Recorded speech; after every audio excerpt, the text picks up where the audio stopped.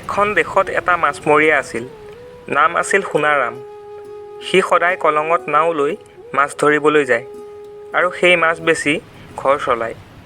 দিনক দিনে মাছমৰীয়া বাঢ়িবলৈ ধৰাত সোণাৰামে আগৰ দৰে মাছ নোপোৱা হ'ল। নাওখনো ইমান ভাল অৱস্থাত নাছিল। নাৱৰ মাজ অংশত এটা ফুটা আছিল, যাৰ বাবে সি মাজে মাজে পানী সিঁচিবলগীয়া হয়।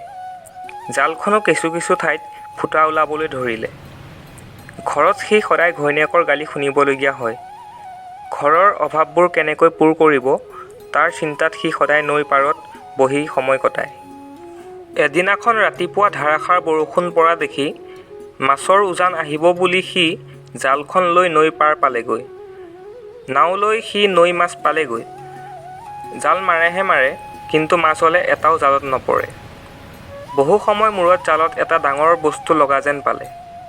বস্তুটো ইমানেই গধুৰ আছিল যে সি জালখন নাৱত তুলিব পৰা নাছিল, কিন্তু সিও জালখন এৰি নিদিলে। জালখন টনাত ইমানেই মগ্ন হৈ গৈছিল যে সি পাহৰি গ'ল যে তাৰ নাওখন পানীৰে ভৰিবলৈ ধৰিলে। নাওখনৰ কথা ভাবোঁতেই জালখনৰ সৈতে সেই বস্তুটোৱে সোণাৰামক পানীত পেলাই দিলে। আচৰিত হৈ সোণাৰামে দেখিলে যে জালত লগা বস্তুটো মাছ নহয়, সেইটো এজনী জলকুঁৱৰীহে। জলকুঁৱৰীয়ে সোণাৰামক সুধিলে যে ইমান বৰষুণত কিয় মাছ মাৰিব আহিছে। তেতিয়া সোণাৰামে তাৰ সকলো দুখৰ কথা ক'লে। জলকুঁৱৰীয়ে তাৰ অভাৱৰ কথা শুনি তাক এটা মন্ত্ৰ শিকাই দিলে। জলৰ ৰাণী জলৰ পৰি মাছৰ বৰষুণ দে, ঐ মোৰ নাওখনিত মাছৰ উজান দে। এই মন্ত্ৰটো মাতিলে মাছ বৰষুণ পৰা দিব। আৰু আকৌ জলৰাণী জলপৰি মাছৰ বৰষুণ থাম। আৰু ক'লে, কিন্তু বেছি লোভ নকৰিবা, নহ'লে তোমাৰেই বিপদ হ'ব। কথামতে সোণাৰামে মন্ত্ৰ মাতি চালে আৰু তাৰ নাওখন মাছেৰে ভৰিবলৈ ধৰিলে। সি আকৌ মন্ত্ৰটো মতাত মাছ পৰা বন্ধ হৈ গ'ল। এনেদৰে সোণাৰামে মাছ বেচি বেচি ধনী হৈ গ'ল। তাক দেখি আন মাছমৰীয়াসকলৰ মাজত হোৱা-দোৱা লাগিল। সিহঁতে সন্দেহ কৰিবলৈ ল'লে।